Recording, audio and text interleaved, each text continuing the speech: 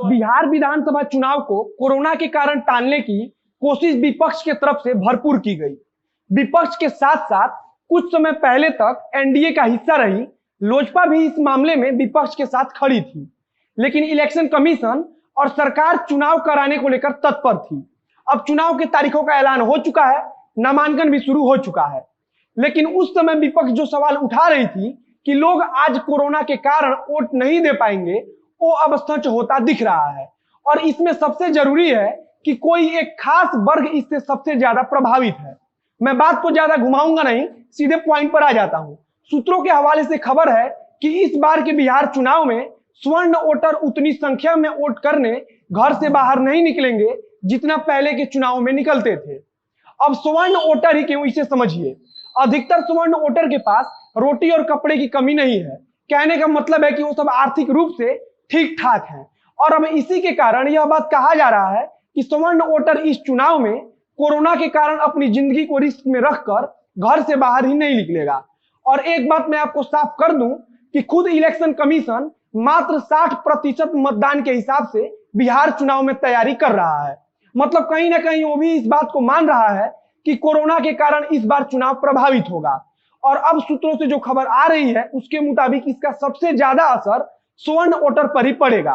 कहा जा रहा है कि स्वर्ण वोटर रिस्क लेना बहुत ही कम चाहेगा और कोरोना के कारण वह उतनी संख्या में वोट देने बूथ तक नहीं जाएगा जैसा हर चुनाव में जाता था। अब सबसे बड़ा सवाल है कि अगर स्वर्ण वोटर बूथ तक नहीं जाता है तो इसका सबसे बड़ा नुकसान किसे होगा। सबसे ज्यादा नुकसान उसी को होगा जिसे स्वर्णों का सबसे ज्यादा वोट मिलता है। अब आते हैं कि किसे सबसे ज्यादा स्वर्णों का वोट मिलता है। बात शुरू करते हैं सन 2000 से। जब सन 2000 में चुनाव हुआ था तब भाजपा को लगभग 31% अगड़ी जाति का वोट मिला था। वहीं राजद को 9% और कांग्रेस को 22%। उस समय जदयू जो समता पार्टी हुआ करती थी उसे उस चुनाव में 19% वोट मिला था। अब आते हैं अक्टूबर 2005 में हुए विधानसभा चुनावों पर। उस चुनाव में स्वर्ण वोटर कांग्रेस के पास से छिटक गया था।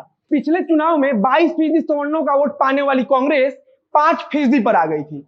वहीं भाजपा को 32% और जदयू को 33% स्वर्ण वोट मिला।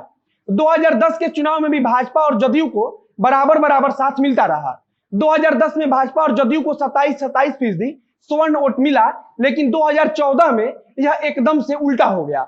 2014 के चुनाव में लगभग 63% स्वर्ण मतदाताओं ने भाजपा को वोट दिया, तो वहीं मात्र 1% ने कांग्रेस को। इसके अलावा 5% राजद को तो 8% ने जदयू को वोट दिया था। अब आपको 2014 में किस ऊंची जाति का कितना फीसदी वोट भाजपा को मिला यह बता देते हैं। सबसे पहले बात कर लेते हैं राजपूत वोटों की। लगभग 63% राजपूत मतदाताओं ने भाजपा को वोट दिया, तो वहीं लगभग 1% ने कांग्रेस, 3% ने राजद और 8% ने जदयू को। अब आते हैं भूमिहार मतदाताओं पर। 2014 में लगभग 69% भूमिहार मतदाताओं ने भाजपा को वोट दिया था, तो वहीं 1% ने राजद और 8% ने जदयू को। कांग्रेस को इस चुनाव में लगभग ना के बराबर भूमिहार वोट मिल पाया था। सबसे ज्यादा ध्यान देने वाली बात है कि स्वर्ण वोटर सबसे ज्यादा वोट जिन्हें देता है वो भाजपा है और जदयू। फिलहाल दोनों की दोनों पार्टियां गठबंधन में है और अगर इस चुनाव में सवर्णों ने 29 संख्या में मतदान नहीं किया तो एक तरफा सबसे ज्यादा नुकसान एनडीए को होगा और उसमें भी सबसे ज्यादा भाजपा को। अब आगे ब्राह्मण वोटरों का भी वोटिंग शेयर सुन लीजिए। 2014 में लगभग 54% ब्राह्मणों ने भाजपा को वोट दिया, तो वहीं 10% ने राजद और 5% ने जदयू को। लगभग 1% ब्राह्मण मतदाताओं ने कांग्रेस को वोट दिया। अब इन सारे चुनावों पर आप एक साथ नजर डालेंगे तो आपको दिखेगा कि भाजपा को शुरू से ही स्वर्ण वोटरों का साथ मिलता रहा है। मतलब कि स्वर्ण भाजपा का वाकई में परंपरागत वोटर है। अब अगर इस चुनाव में स्वर्ण वोटर छिटकेगा तो निश्चित रूप से भाजपा को सबसे ज्यादा नुकसान उठाना पड़ेगा। वहीं इस चुनाव में भी भाजपा स्वर्णों पर ही निर्भर है। इसका सबसे बड़ा उदाहरण है कि भाजपा ने जो उम्मीदवारों की पहली सूची जारी की है उसमें लगभग 60% उम्मीदवार स्वर्ण जाति से आते हैं। अब आगे बात करने से पहले हम यह साफ कर दें कि आज हम जात पात वाला बात क्यों कर रहे हैं। सबसे पहले तो यह कि हमारी कोई मंशा नहीं है कि चुनाव में जात पात हो, लेकिन जब कोई ऐसी खबर आती है तो उसे समझाना भी हमारी ही जिम्मेदारी है। अब सूत्रों से जब यह खबर आ रही है कि इस बार स्वर्ण वोटर मतदान करने बूथ तक कम संख्या में जाएंगे तो निश्चित रूप से इसका सबसे ज्यादा असर भाजपा और एनडीए पर पड़ने वाला है। 2015 में जब भाजपा अकेले चुनाव लड़ रही थी तब भी स्वर्णों ने भाजपा को वोट करने में कोई कंजूसी नहीं दिखाई थी। वहीं 2019 में भी भाजपा को सवर्णों का एक तरफा साथ मिला था।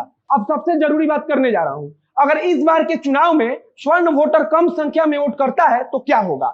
सबसे पहले तो जिस पार्टी को इनका सबसे ज्यादा वोट मिलता है उसके लिए बहुत ही मुश्किल होने वाला है। अब बिहार में स्वर्ण वोटरों पर सबसे ज्यादा कब्जा भाजपा का है, तो निश्चित रूप से सबसे ज्यादा असर भाजपा पर ही पड़ेगा।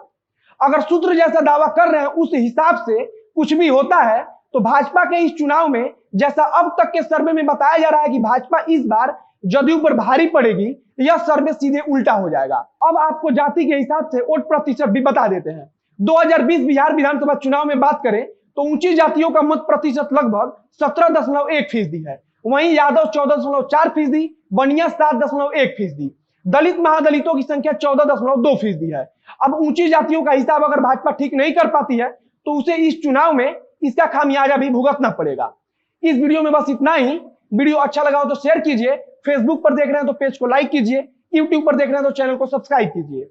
मेरा नाम है मोहित कुमार सिंह और कैमरे के पीछे खड़े हैं अमन शर्मा। धन्यवाद।